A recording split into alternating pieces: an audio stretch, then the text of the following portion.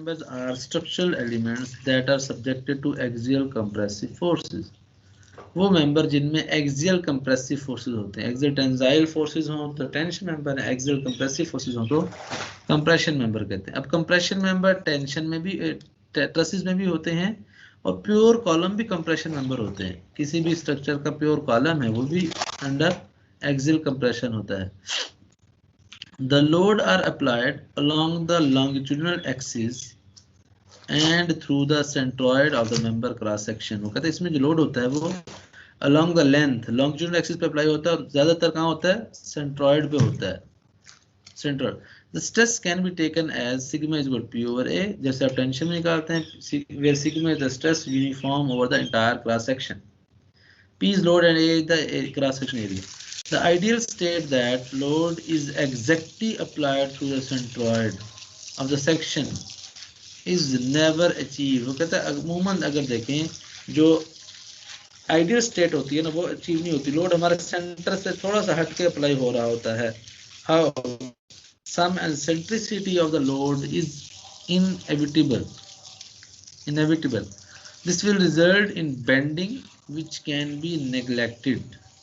वो कहता होता क्या है कि अगर थोड़ी सी भी सेंट्रिसिटी आ जाए तो बेंडिंग है कि अगर आप याद हो मैंने आपको पढ़ाया था सेंट्रोइडल और एक मैंने कहा था एसेंट्रिक कॉलम और कहा था अनसेंट्रिक कॉलम। कंसेंट्रिक कॉलम को कहते हैं, कॉन्सेंट्रिक कॉलम वो होते हैं जिन पर लोड एग्जैक्टली सेंट्रोइडल एक्सिस पर अप्लाई हो, और जिनमें लोड एग्जैक्टली सेंट्रोइडल एक्सिस पर अप्लाई नहीं होते वो होते हैं हमारे पास एसेंट्रिक कॉलम। तो एसेंट्रिक का मतलब है क्या, लोड आपका एसेंट्रिसिटी पर है, सेंट्रोइड से थोड़ा सा दाएं बाएं लगा है, तो जहां पे भी दाएं बाएं लगा है तो P इंटू ई जो स्मॉल ई एसेंट्रिसिटी है एक मूवमेंट प्रोड्यूस करता है, उससे बेंडिंग आती है। कहता है अगर थोड़ी बहुत हो तो हम उसको नेग्लेक्ट कर देते हैं, बहुत ज्यादा तो उसको फिर हमें कंसिडर करनी पड़ेगी। अब टेंशन मेंबर कंप्रेशन में डिफरेंस क्या है? Three significant differences between the tension and compression members. Number one, tensile loads tends to hold a member straight, while compression loads tends to bend them out of the plane of the load. कहते हैं जब आप खींचते हैं ना member को तो उसको सीधा करने की कोशिश करते हैं, इसलिए जो केबल होती हैं वो हमेशा टेंशन मेंबर होती हैं। केबल से कभी भी कंप्रेशन मेंबर नहीं बना सकते, क्योंकि कंप्रेशन में लोड क्या होता है टुवर्ड्स द सेंट्रॉइड होता है ना, तो वो क्या करता है कंप्रेस करता है तो चीजें बेंड होती हैं।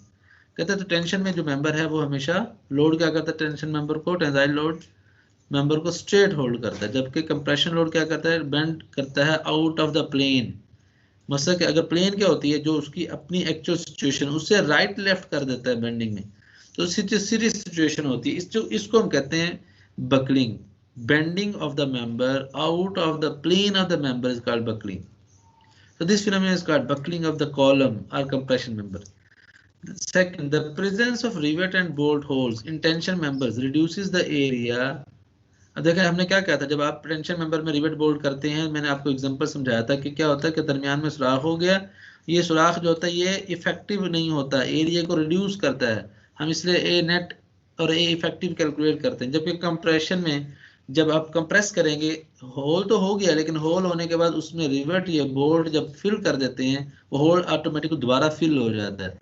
कंप्रेशन में हमें ऐसा नहीं करना पड़ता। Presence of rivet and bolt holes in tension member reduces the area available for resisting loads, but in compression members rivets and bolts are assumed to fill in the holes and entire area is available for resisting loads। समझ आई बात?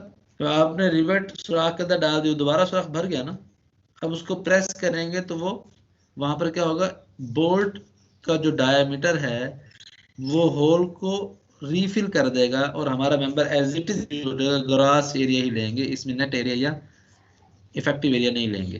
Clear?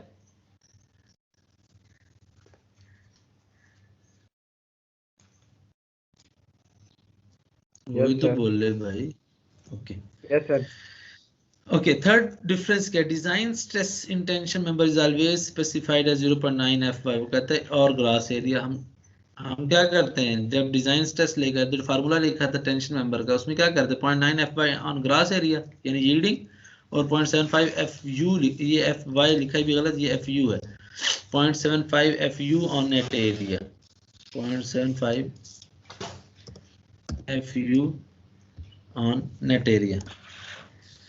ठीक, but in compression members the design stress is always assumed first and then calculated according to the properties of the section selected. वो कहते हैं इसके अंदर ऐसा नहीं है, जिसमें डिजाइन स्ट्रेस ही डायरेक्टली पहले अज्यूम कर लेते हैं, फार्मूले हैं इसके प्रॉपर्ली, इसमें हम दो नहीं लेते यील्डिंग में क्या इफेक्ट होगा, फ्रैक्चर में क्या इफेक्ट होगा, कंप्रेशन में ऐसा नहीं होता, बस प्रॉपर्टीज सेक्शन की सिलेक्ट करते हैं और डिजाइन हो जाता है। इसमें हम दो केसेस अलग अलग नहीं लेते। ठीक हो गया बात?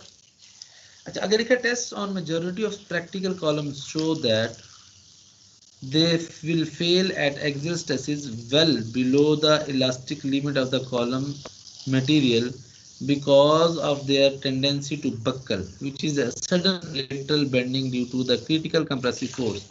तो टेस्ट करते हैं ना बहुत सारे कंप्रेशन कॉलम को टेस्ट जब किया, उन टेस्ट रिजल्ट हम ये बताते हैं कि जो हमारे पास एक्सियल स्ट्रेस होती है उससे बहुत कम पे फेल हो जाते हैं। मेंबर के जो एक्चुअल एक्सियल स्ट्रेस होती है ना, sigma is equal to P over A, उससे बहुत कम पर ही मेंबर हमारे फेल हो जाते हैं। रीजन क्या होती है कि उसमें थोड़ी बहुत बकलिंग हो जाती है। जैसे बकलिंग होती है, बकलिंग हमेशा जल्दी चीज को फेल करती है, बकलिंग हमेशा चीज को जल्दी फेल कर देती है। मिसाल के तौर पे अगर आप एक फुट ले लें, फुट प्लास्टिक का, और उसी डायमेंशन का फुट ले लें स्टील का, स्टील की बकलिंग कम होती है, प्लास्टिक की ज्यादा बकलिंग होती है। तो प्लास्टिक का फुट अगर हम इसको कंप्रेशन में जमीन पर रख के ऊपर से फिंगर से प्रेस करें डाउन तो जल्दी टूट जाएगा, थोड़ा सा साइड पे निकलेगा, बाहर को आउट ऑफ प्लेन बेंड होगा, टूट जाएगा। स्टील होगा तो सही लेकिन इतनी जल्दी टूटेगा नहीं। रीजन क्या होती है, हालांकि अगर ये बकल ना हो तो लोड ज्यादा उठा सकता है। वो कहते हैं इसलिए जो हम क्या कहते हैं लोड हमारा कम आता है उसके एक्सियल स्ट्रेस से, इसलिए एक्सियल स्ट्रेस को डायरेक्टली कैपेसिटी नहीं कहते। For these reasons, the strength of compression member is reduced in relation to the danger of buckling, depending on length of column. अब जितना लेंथ ज्यादा होगी, अब 6 इंच का फुट लें और 1 फुट का फुट लें और 3 फुट का फुट लें, तीनों फुट मिल जाता है ना बाजार से। अब जो 6 इंच वाला है वो देर से बकल होगा, फुट वाला उसके मुकाबले में जल्दी बकल होगा, और 3 फुट वाला उससे भी जल्दी बकल होगा। जब लेंथ आप बढ़ाते हैं तो बकलिंग बढ़ती है, तो जितना लेंथ ज्यादा होगी उतना बकलिंग ज्यादा होगी। तो कहता है कि स्ट्रेंथ जो है कंप्रेशन में वो रिड्यूस होती है in relation to the danger of buckling depending on length of column, पहली बात। दूसरी चीज, दूसरी रीजन जो हमारी बकलिंग कंट्रोल करते हैं वो है एंड कंडीशन। एंड कंडीशन के एंड पर अगर आपने रोलर लगाई है तो बकलिंग ज्यादा होगी, एंड पे फिक्स लगा दे बकलिंग कम होगी। एंड क्रॉस सेक्शनल डायमेंशंस, और अगर आपका जो कॉलम है उसका क्रॉस सेक्शन ज्यादा है तो बकलिंग कम होगी, अगर क्रॉस सेक्शन थिन है तो बकलिंग ज्यादा होगी। यानी एक लकड़ी का फुट ले लें जो कि हमारे पास नॉर्मली 3-4 mm का होता है थिकनेस में, उसके मुकाबले में उसी साइज की लकड़ी ले लें लेकिन वो 1 इंच चौड़ी मोटी ले लें तो 1 इंच वाली देर से बकल होगी, तो क्रॉस सेक्शन बढ़ता है तो बकलिंग कम हो जाती है। 3 चीजों पर बकलिंग डिपेंड करती है, length of the column, and condition, support system को हम कहते हैं, और क्रॉस सेक्शन। इन तीन चीजों स्ट्रेंथ ऑफ कंप्रेशन मेंबर को रिड्यूस कर देते हैं। The longer a column becomes for the same cross section the greater is its tendency to buckle and the smaller is the load it will support. लिख भी दिया उसने कहा अगर कॉलम लॉन्गर है, एक ही क्रॉस सेक्शन का कॉलम बड़ा कर दें तो वो बकल जल्दी होगा, टेंडेंसी उसकी टू बकल ज्यादा होगी और लोड उठाने की कैपेसिटी कम हो जाएगी। जो जितनी जल्दी बकल होगा उतनी कम लोड पे टूट जाएगा। When the length of compression member increases relative to its cross section, it may buckle at a lower load. वो कहते हैं जब भी आपका क्रॉस सेक्शन के मुकाबले में लेंथ बढ़ा जो है बढ़ाते जाएं तो वो कम लोड पर बकल हो जाता है। After buckling, the load cannot be sustained and the load capacity nearly approaches to zero. जैसे बकल होता है मेंबर हम कहते हैं फेल हो गए, बस बकलिंग के बाद लोड उठाने की कैपेसिटी नहीं रहती, इसलिए हम लोड कैपेसिटी को जीरो अज्यूम करते हैं। The condition of column at its critical buckling load is that of an unstable equilibrium as shown in figure. वो कहता है जब भी आप याद रखें, जब भी आपका कॉलम बकल होता है, क्रिटिकल बकलिंग होती है, समझें उस वक्त हमारा पोजीशन अनस्टेबल की तरह हो जाती है। जैसे एक मेंबर अनस्टेबल हो गया, यहाँ उसने 3 एग्जांपल दिए इक्विलिब्रियम की। उसने कहा पहली स्टेबल है, दूसरी न्यूट्रल है, तीसरी अनस्टेबल है। खुद देखें जो कर्वेचर में ये एक बॉल अंदर छोड़िए। अब अगर इस बॉल को स्टेबल एक फिगर को होल्ड करें, बॉल को अगर मैं उठा के राइट एज पे लेकर आकर छोड़ दूं तो बॉल इसके अंदर घूमती घूमती घूमती टू एंड फ्रो मूव करती अल्टीमेटली सेंटर पे आकर रुक जाएगी। अच्छा, जो न्यूट्रल है इसमें अगर हम बॉल को रोटेट थोड़ा सा पुश करते हैं तो बॉल चलेगी लेकिन रहेगी स्टेबल, इसी तरह कहीं और जाकर रुक जाएगी। लेकिन जो सी कंडीशन है इस पर हम थोड़ा सा डिस्टर्ब करेंगे बॉल को तो ये वापस अपनी पोजीशन पे नहीं आएगी, या राइट पे डिस्टर्ब राइट पे जाकर गिर जाएगी, लेफ्ट पे डिस्टर्ब करें तो लेफ्ट पे गिर जाएगी। इसको कहते हैं अनस्टेबल कंडीशन। अब अगर in the first case the restoring force are greater than the force tending to upset system, जो केस ए है ना, अगर इसके अंदर देखें जो सिस्टम को वापस रिस्टोर कर रही है वो फोर्स ज्यादा है, जो कि आप डिस्टर्ब कर रहे हैं अपसेट कर रहे हैं वो फोर्स कम है। आपने एक बार अपसेट किया वो घूमते घूमते दोबारा क्योंकि रिस्टोरिंग फोर्स ज्यादा है वो उसको स्टोर कर देती है। Due to an infinitesimal small displacement consistent with the boundary conditions or due to small imperfection of a column a movement is produced in a column trying to bend it। तो याद रखें कोई थोड़ी सी भी imperfection आ जाए, ठीक है, बनने में थोड़ी सी एंड कंडीशंस में चेंजेस आ जाएं तो हमारा जो कॉलम होता है उसके अंदर मूवमेंट हो जाता है, उसकी वजह से इसकी ये कॉलम क्या करता है, बेंड होने की कोशिश करता है। At the same time due to the stress in the material restoring force are also developed to bring the column back to its original shape. वो कहते हैं इस तरह, इसलिए हम ये आप छोटी छोटी चीज पर अगर हमारे कॉलम फेल हो जाए फिर तो हमें नुकसान हो जाएगा, हम रिस्टोरिंग फोर्स भी दरमियान में डालते हैं जो उसको वापस रिस्टोर करने की कोशिश करती है ओरिजिनल शेप में। If restoring force is greater than the upsetting moment, the system is stable। अब कंडीशन बता, उसने कहा अगर आपका जो अपसेट कर रहा है, डिस्टर्बिंग मोमेंट या अपसेटिंग मोमेंट, इससे रिस्टोरिंग फोर्स अगर ज्यादा है तो सिस्टम स्टेबल हो जाएगा। But if restoring force is lesser than the upsetting system, अगर अपसेट करने की मोमेंट ज्यादा है और रिस्टोरिंग फोर्स कम है, सिस्टम अनस्टेबल हो जाएगा। Right at the transition point when restoring force is exactly equal to the upsetting moment, we get neutral equilibrium। Restoring और अपसेटिंग दोनों बराबर हो जाए तो सिस्टम न्यूट्रल रहता है।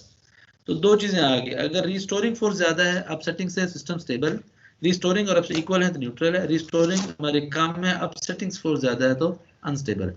The force associated with this condition is the critical और buckling load. वो कहता है आप जब इस कंडीशन पे जाते हैं ना, हम देखते हैं कि कहां पर जाकर आपका सिस्टम वापस आकर रिस्टोर हो रहा है, हम इसको कहते हैं क्रिटिकल लोड या बकलिंग लोड कहते हैं कि जी ये क्रिटिकल बकलिंग लोड है, यहाँ पर आके सिस्टम हमारा क्रिटिकल कंडीशन में, हम इस जगह को रियलाइज या एनालाइज कर सकते हैं।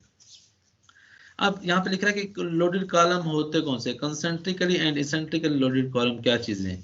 The ideal type of load on A column is a concentric, concentric mean load is applied at center, concentric at center, and the member subjected to this type of load is called concentric loaded column। जिस पर load कंसेंटर पे होगा, at centre होगा, उसको concentric loaded column। The load is distributed uniformly over the entire cross section with the center of gravity of the loads coinciding with the center of the gravity of the column। वो कहता है जो load का centre gravity और centre gravity of column दोनों अगर coincide कर जाएं, एक जगह हो, तो फिर हम कहते हैं लोड यूनिफॉर्मली डिस्ट्रीब्यूट हो रहा है, उसको P ओवर A से सिग्मा स्ट्रेस निकाल सकते हैं। Due to load pattern the live load on slabs and beams may not be concentrically transferred to the interior column. Load pattern हमारा एक टॉपिक होता है, हम कंक्रीट में रीइंफोर्स कंक्रीट 2 में नॉर्मली देखते हैं कि जब लोड आता है ना, डेड लोड का डिस्ट्रीब्यूट होने का पैटर्न और होता है, लाइव लोड का डिस्ट्रीब्यूट होने का पैटर्न और होता है। स्पेशली जब आपके डिफरेंट स्पैन्स होते हैं तो एक स्पैन पे लोड आता है, एक पे नहीं आता, एक पे आता है, एक पे नहीं आता, इस तरह कुछ सिचुएशन उसको हम लोड पैटर्न कहते हैं। कहते हैं इसमें कभी भी ऐसा नहीं होता कि हमारा कंसेंट्रिक लोड ट्रांसफर हो जाए। Similarly, the dead and live loads transferred to the exterior columns are generally having large eccentricities, as the center of gravity of the load will usually fall well on the inner side of the column। अब लाजिम बात, अगर exterior column है तो उसका load एक as पे आ रहा होगा, दूसरे पे तो जा ही नहीं रहा होगा, तो वहां पे भी एसेंट्रिसिटी प्रोड्यूस हो जाती है क्योंकि एज है। इंटीरियर पे कह सकते हैं कि इस हद तक के हमारे पास एसेंट्रिक लोड है, कंसेंट्रिक लोड है, लेकिन जो एक्सटीरियर है उस पर हर हाल में एसेंट्रिक लोड होगा, कंसेंट्रिक नहीं होगा। In practice, majority of the columns are eccentrically loaded compression member। अक्सर कॉलम हमारे eccentric loaded होते हैं। Slight initial crookedness, initial crookedness कहते हैं कि ये फिगर आ रही है, मैं दिखाता हूँ यहाँ पे, देखें ये है initial crookedness कि आपका जो मेंबर डिजाइन हुआ उसमें इनिशियली कोई थोड़ा सा कहीं पे बेंडिंग थी, थोड़ी सी कहीं पे फ्लैंज में, वेब में, इसको कहते हैं इनिशियल क्रूकनेस। अब देख वो कहते हैं slight initial crookedness, eccentricity of load, load को एसेंट्रिसिटी पे लगा दें, and application of simultaneous transverse loads, और या फिर दरमियान में ट्रांसवर्स लोड लग जाए, अलोंग द कॉलम में हॉरिजॉन्टल लोड लग रहे हो, वर्टिकल कॉलम हॉरिजॉन्टल जगह जगह लग रहे हो, produce significant bending moment as the product of high axial load multiply with the eccentricity. वो कहते हैं ये तीन चीजें हैं जो कि एक हाई बेंडिंग मोमेंट प्रोड्यूस कर देते हैं, जिस बेंडिंग में जिसकी वजह से हमें प्रॉब्लम आती है। Product of P into E, eccentricity आ गया ना, पी इंटू ई, पी ज्यादा, लोड बहुत ज्यादा, एसेंट्रिसिटी चाहे मिलीमीटर में क्यों नहीं है, जरा दिखा के आंसर बड़ा कर देगी। This moment P cross E facilitates buckling and reduces the load carrying capacity. जितना बकलिंग ज्यादा होगी उतना लोड कैरिंग कैपेसिटी किसी भी कॉलम की कम होगी। एसेंट्रिसिटी ई में B relatively smaller but the product P में बी सिग्निफिकेंटली लार्ज। वो कहता है कभी ये ना सोचें सर वो 2 मिलीमीटर की एसेंट्रिसिटी थी, 3 मिलीमीटर की तो इससे क्या फर्क पड़ना है। कहता है एसेंट्रिसिटी स्मॉल हो सकती है लेकिन जब मोमेंट प्रोड्यूस होता है पी इंटू जब प्रोडक्ट लेते हैं, 1000 किलोमीटर का लोड लग रहा है, जब 1000 किलोमीटर 2 मिलीमीटर से दरब खाएगा तो आंसर हमारा बड़ा आ जाएगा, 2 मिलीमीटर नहीं रहेगा। तो ये बता दें कि ये एसेंट्रिक लोड, ये देखिए ये इनिशियल क्रूकनेस है, ये चीज ये इनिशियल क्रूकनेस, ये एसेंट्रिक लोड देख रहे हैं, ये एसेंट्रिसिटी यानी थी यहाँ लोड अगर इस पे लगता है तो कॉन्सेंट्रिक लोड होता है, ये लगा एसेंट्रिसिटी। ये देखिए उसमें क्या simultaneous transverse load, load eccentric load देख रहे हैं, कंसेंट्रिक लोड है लेकिन एक ट्रांसवर्स लोड यहाँ पे, एक ट्रांसवर्स लोड यहाँ पे, एक ट्रांसवर्स लोड, ये क्या कर रहा है, ये भी बकलिंग प्रोड्यूस कर देता है। ट्रांसवर्स लोड से बकलिंग होती है, तीन रीजन दिखती है, एसेंट्रिसिटी से बकलिंग होती है, इनिशियल क्रूकनेस यानी इनिशियल इम्परफेक्शन भी इसको कह सकते हैं कि जब आपने मेंबर बनाया, क्योंकि होता क्या है जब स्टील मेंबर बनते हैं ना, इसको लेबर उठा उठा के फेंकती है, फिर लोडिंग होते है ट्रकों पे फेंकते हैं, फिर अनलोडिंग फेंकते हैं, कुछ उसमें परमानेंट स्ट्रेटनेस नहीं रहती, परमानेंट स्ट्रेटनेस यानी प्लम बॉब अगर लगाएं तो 100% स्ट्रेट नहीं आता, कहते हैं initial crookedness, initial imperfection. AAC code of standard practice specifies an acceptable upper limit on the out of plumbness, straightness, out of plumbness means straightness, and initial crookedness equal to the length of the member divided by 500 equal to 0.002 AISCC 2 to B3. तो AAC का reference दे दिया कि chapter C का 2.2 article में फिर B3 point है। तो AAC कहता है कि दो चीजें, आउट ऑफ प्लमनेस यानी स्ट्रेट नहीं होता, कॉलम थोड़ा तिरछा हो जाता है, इनिशियल क्रूकनेस कहीं से दरमियान से थोड़ी सी फ्लैंज बक्कल होगी, थोड़ी सी कहीं से, वैसे कॉलम सीधा है थोड़ी सी फ्लैंज बक्कल होगी।